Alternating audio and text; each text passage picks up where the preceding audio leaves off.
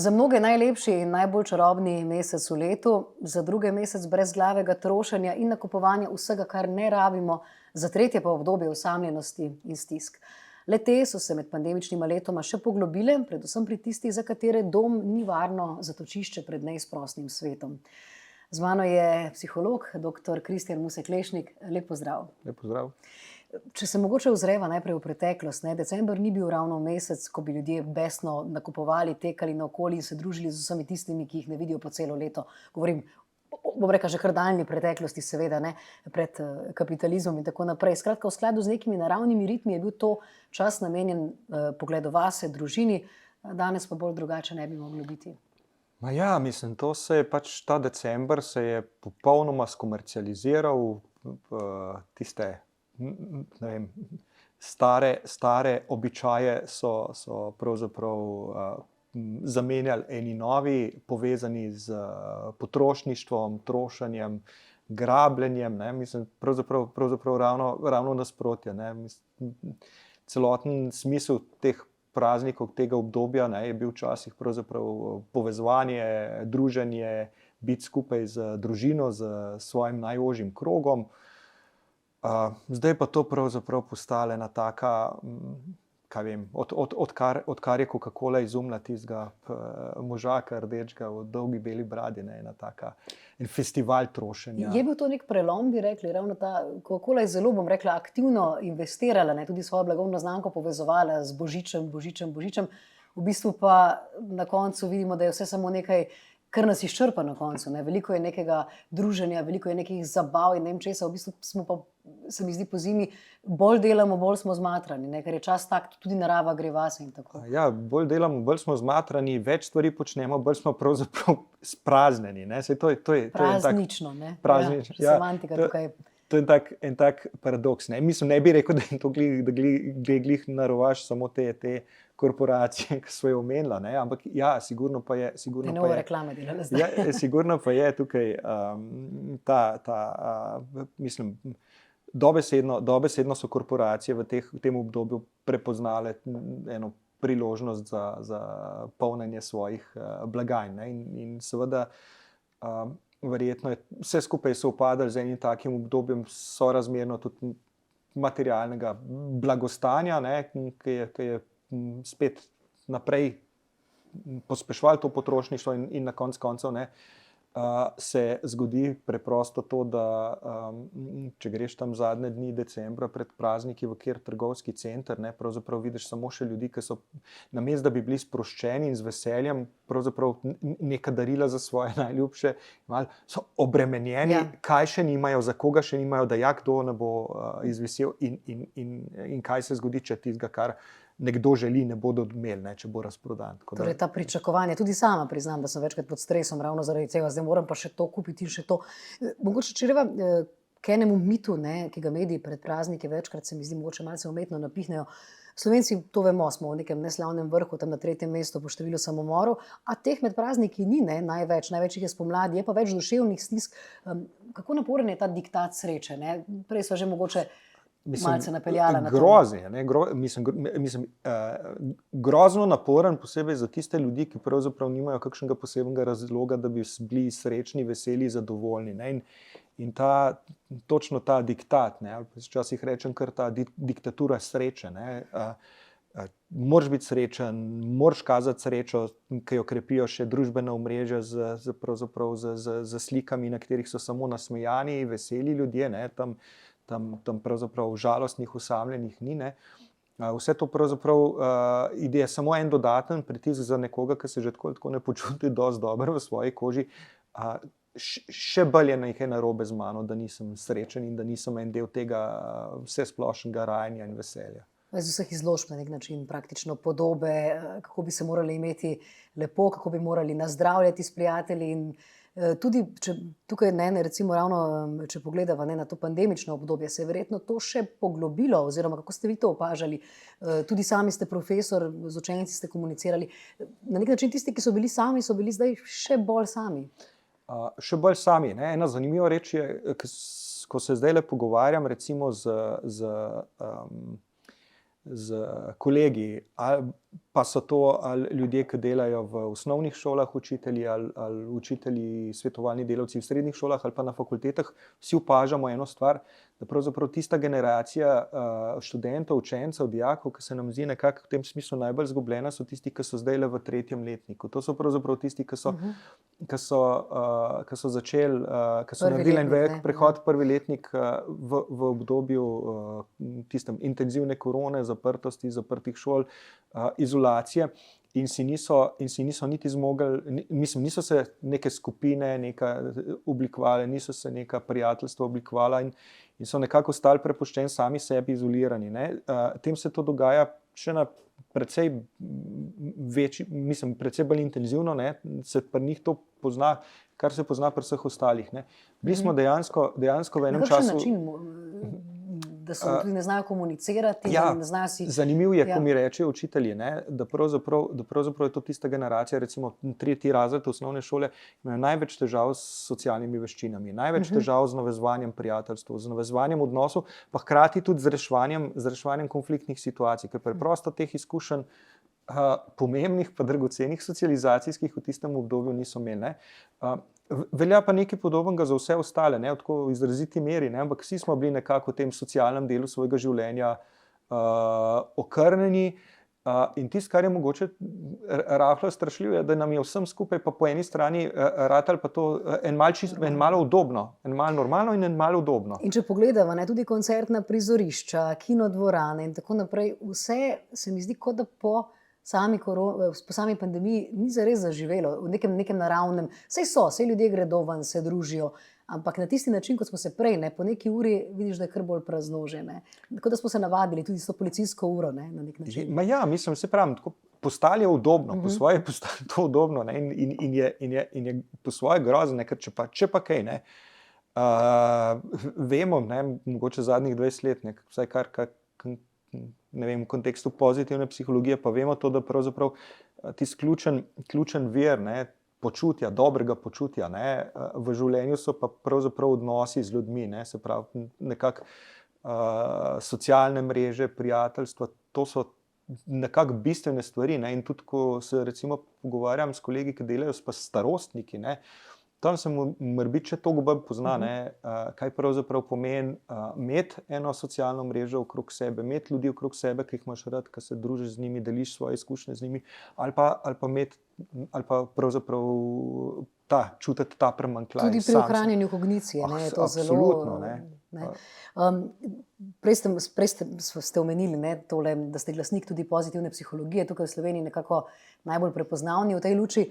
Imamo Slovenci, bi rekli, še bolj kot drugi narodi občutek, da je nekaj narobe, če se imamo preveč dobro, če ne najdemo nečesa, čez kar se lahko pritožujemo. Se mi zdi, da se to vleče, med epidemijo smo tako ali tako videli, da smo Slovenci nagnjeni k temu, da tudi ukrepe, ki so bili recimo denimo podobni kot v drugih državah, pri nas je to bilo že policijska država in tako naprej, smo nagnjeni k temu, da rabimo neko skupno točko, da se pritožujemo čez nekaj.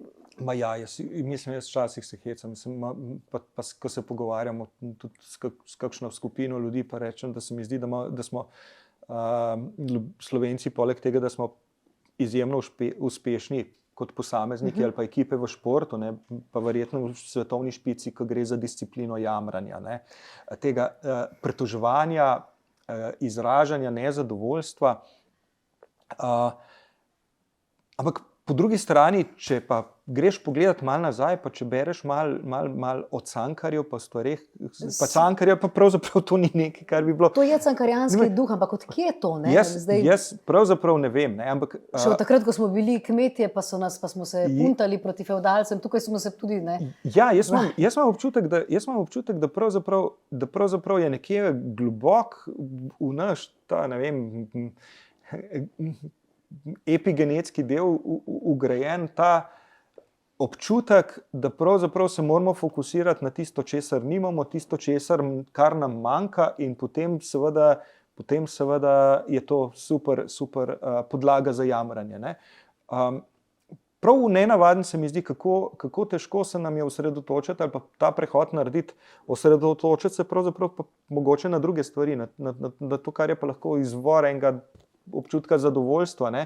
Tukaj imamo en velik primanjkljaj, ampak včasih se mi zdi, da se to pravzaprav tudi samo nenehno generira. Saj, če gremo pogledati izobraževalni sistem, ne, saj, ko pride otrok v šolo, ne, saj, kaj pa je fokus tega, kdo sem, kakšen sem, grajenje samopodobja. Ja, to, kar mi ne gre. Ne. Da je nekaj narobe. Ja, kar ne, mi se ukvarjamo blazno z nečim, kar ne gre. Zelo drugače kot Skandinavci, recimo. Ne, ki... Ja, ne znamo najti teh recimo temu, pozitivnih oprijemkov, ki bi bili lahko vir enega občutka, sej pa mi je okej. Pri nas je mogoče še vedno, ko rečemo pozitivna psihologija, neka taka primesa, to pa ni intelektualno. Pri nas je intelektualizem nekako povezan, tudi sama se spomnim svojega izobraževanja, pa na fakulteti in tako naprej, ko nenehno moraš iskati neke probleme, ko je v bistvu si kar malce inferioren, če vidiš stvari preveč dobro. Človek dobi tak občutek. Jaz sem bil skeptičen, pravzaprav, ko sem prvič prišel do tega koncepta pozitivne psihologije. Ne? Sem rekel, tole preveč dobro. Malo me je skrbelo, da pravzaprav bo to en tak poskus ene take malo bolj New Age psihologije, ja, z primanjkljajem, recimo temu, enega resnega kritičnega znanstvenega aparata od zadaj. Ampak načeloma ne, to je zelo resna psihologija, ki se enako resno ukvarja z enako resno metodologijo, kot karkoli drugega. Je pa samo zato gre pravzaprav, da se od tistih časov, ko pravzaprav se je psihologija čisto preveč ukvarjala zgolj z vso človekovo mizerijo. Jaz mislim, da je bilo prelomno to pravzaprav, da je sama psihologija kot znanost se začela tam razvijati malo pred prelomom prejšnjega stoletja, ne, ampak tam potem pa v zgodnjem obdobju so bili pa pravzaprav eni res veliki prelomi. To je bila Prva svetovna vojna, Druga svetovna vojna, vmes depresija, gospodarska kriza, in to so bila obdobja, ko je bilo naravno ogromen težav, ogromen stres, ogromen mizerije pravzaprav, in psihologija se je s tem ukvarjala. Je iskala načine, kako pravzaprav razumeti te procese, pa kako pomagati ljudem, ki to doživljajo, nekoliko manj slabo živeti. Ne. V enem trenutku smo se pa vsem, se mi zdi, pozabili vprašati, a je res point psihologije se ukvarjati samo s tem, kako manj slabo živeti, ali lahko nekaj naredimo za to, da znamo boljše razumeti, kaj pa tisto, kar vodi k, recimo temu, boljšemu življenju v tem smislu. Izpolnitvi. Ja. Karkoli bi lahko tudi malo New Age zveni. Ampak s tem so se ukvarjali že prej, se je Viktor Frankl ukvarjal, pa marsikdo drug. Ne. Ampak zdaj mogoče bolj sistematično. Je pa res, da je pa nenehno treba paziti, ne, pa da se tukaj pod to blagovno znamko pozitivna psihologija prodaja pa marsikaj. Prej ste omenili jamranje, ne, tudi večkrat ste že izpostavili v kakšnih intervjujih, da smo Slovenci strašno nagnjeni k jamranju. Kako ste do te teze prišli? Recimo, spomnimo se samo primera, ne, eden izmed politikov, ne, če dam ta primer, Miro Cerar, ki jaz mislim, da težko rečemo, da je človek, ki ni jamral, pa je zelo, bom rekla, tako malce oksimoron je bil, neko je prenesel tisti napis, celo svojo Wikipedija stran ima, ne, torej Slovenec sem, ne jamram, iščem rešitve. Kako vi to komentirate? Ne? Bi rekli, da je politika v 90-ih postala na nek način bolj državotvorna, manj jamrajoča ali ravno obratno? Ne, jaz mislim, da je to pravzaprav po eni strani je ta občutek, recimo ta jamraizem. Jamraizem, ja. Sej nam je pravzaprav verjetno Slovencem kot naciji v določenih trenutkih celo pomagal obstati, stati in obstati. Ja. Ker seveda je bilo to tudi gonilo ene vrste odpora do različnih trendov, ki bi verjetno prej ali slej pomenili, da bi slovenski jezik, kultura pravzaprav smo morali včasih bolj na glas zajamrati. Je bilo treba bolj na glas zajamrati in je to na nek način povezovalo. Ampak ko v enem trenutku smo postali, recimo temu, državotvorni, čeprav nisem vedno prepričan, da si zaslužimo to besedo. Da razumemo mogoče. Da jo razumemo, ne. Ampak smo pozabili narediti tisti premik, da pravzaprav je pa to lahko fajn strategija, ko pomaga upreti se nečemu, ne? Ni pa mogoče konstruktivna podlaga za ustvarjanje, izgradnjo nečesa novega, ene, recimo temu, dobre, zdrave družbe. Nekega modus vivendi, verjetno. Zdaj bom en tak zanimiv citat. Zoran Milivojević, psihoterapevt, ga je prispeval, povedala, kadar je v skupnosti veliko posameznih pesimistov, se pojavi kolektivni pesimizem, ta je slab, saj jemlje pogum tistim, ki se borijo za uspeh in pozitivne spremembe. Kako optimistični smo Slovenci kot skupnost? Znamo videti tudi dobro, najprej ste omenili, da so to neki mehanizmi bili, ali smo usmerjeni zgolj na to iskanje in ustvarjanje problemov? Kako? Jaz mislim, da tukaj eno zelo pomembno vlogo igra pravzaprav družbena stvarnost, v kateri živimo, oziroma družbena stvarnost, kakršno vidimo. Tukaj pa je po mojem ena od ključnih vlog tudi vloga medijev. Zdaj v zadnji izdaji revije, ki jo izdaja ameriška psihološka organizacija, Monitor Psychology, je en izjemno zanimiv članek o tem, kako pravzaprav negativne novice, negativni naslovi, strašljivi naslovi vplivajo na ljudi, kako spodbujajo oziroma kako zvišajo raven stresa, vseh ostalih s stresom povezanih reči.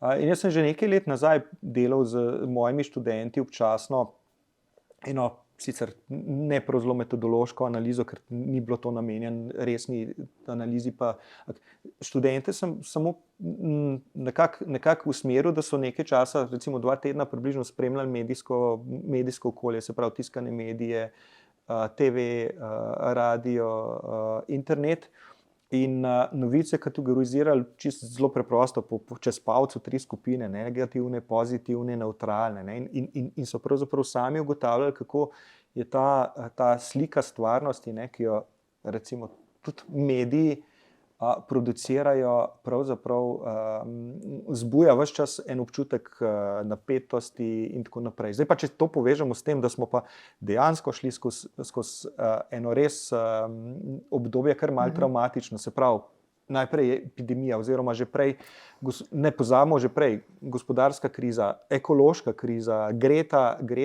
ki vse skozi vztraja na nek način. Greta, pa podnebna kriza, potem COVID, in tisti trenutek, ko se je pravzaprav začel biti, se pojavil občutek, da se bo mogoče malo ta situacija umirila, vojna v Ukrajini, pa zdaj povezane vse posledice te vojne, ekonomske in tako naprej, sej po svoje logično, da smo obdani s takimi informacijami. Tukaj se mi zdi sila pomembno dejansko to, da jaz, če bi imel možnost vplivati na lastnike in urednike medijskih hiš, bi predlagal, da za voljo duševnega zdravja populacije nekoliko strateško začnejo vzpostavljati ravnovesje med tistimi vsebinami, ki pravzaprav se prodajajo, pa na drugi strani tistimi, ki pa so lahko vir enega navdiha, pa enega optimizma.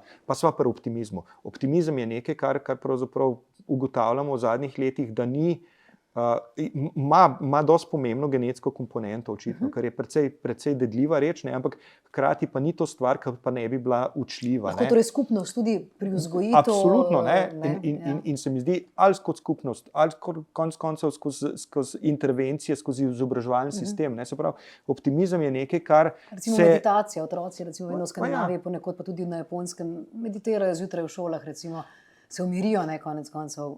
Mislim, zelo preprosta, sicer je anekdotska reč, ampak ko sem se pogovarjal z ravnateljico, ki je začela voditi na svoji šoli, ravno to, se pravi, eno delavnico je imela sproščanja meditacije najprej za učitelje, potem so učitelji začeli to naprej prenašati na učence in rezultat, ki so ga potem vsi skupaj prepoznali na šoli, je bila zmanjšana stopnja nasilja. Se pravi, manj frustracij, manj je bilo nekih intervencij, ki so bile posledice tega, da so otroci v enem trenutku preprosto niso mogli tistega. Čisto konkretne stvari. Torej. Še ena stvar, ki se mogoče navezuje ravno na to, kako kot družba kultiviramo ta optimizem. V Sloveniji večkrat vidimo, da posamezniki, izjemni posamezniki v domačem okolju ali tam, kjer so začeli, niso mnogokrat cenjeni, dokler ne uspejo nekje zunaj. Ja. Potem pridejo pa nazaj, potem so pa ali pa po smrti ali tako naprej. Je to povezano s to našo inklinacijo k nekemu iskanju problemov? Zakaj ne znamo, odkje to izvira? Pa mislim, da zelo težko je biti prerok na svoji vasi. Ne? Ja, imamo dejansko en tak občutek še vedno fascinacije nad zunanjim okoljem. Ne? In ne znamo. Ker smo majhni. Ja, verjetno. Ne? Mislim, in je to pravzaprav neverjetna stvar. Po drugi strani je pa zanimivo, da se pa dostikrat pogovarjamo, da ravno to pa mogoče je pa v ozadju tega, da pravzaprav tisti posamezniki, ki nekako pridejo iz tega okolja nekam drugam, pa znajo biti pravzaprav zelo uspešni. In očitno tukaj pri nas razvijamo ene, bi rekel, vzorce pa mehanizme, ali pa nam to okolje toliko debeli kožo, da tiska to preživi, je v enem drugem okolju lahko fenomenalno funkcionira. Ne, se zdaj zelo poenostavljam stvari, no, ampak zanimivo je to, da pravzaprav zelo težko nekomu, ki z naših vrst pride, damo neko priznanje, damo veljavo njegovemu delu, dokler ni še ene zunanje validacije. No, dajva tukaj mogoče kar zaključiti. Najlepša vam hvala za obisk in za tele mogoče razjasnitve določenih meglenih stvari med temle decembrskim vzdušjem, ki vleče tudi v neko, kako bi rekla, včasih mogoče malce tako samotno, pa razmišljujočo, kontemplativno ozračje, ki ni tako produktivno, ga ne znamo narediti. Ne znamo, ampak jaz, tako kot sem že omenil, jaz mislim, da je sila pomembno to, da pravzaprav da gremo sami ven iz tega kroga jamranja in da si najdemo tiste pozitivne uprinke, ki so lahko vire enega navdiha, enega optimizma, ene pozitivne naravnanosti naprej. Hvala in takole tudi našim gledalcem in bralcem na tej pozitivni noti zaključujemo. Hvala tudi vam, gospod Kristin Buseklešnik. Hvala lepa.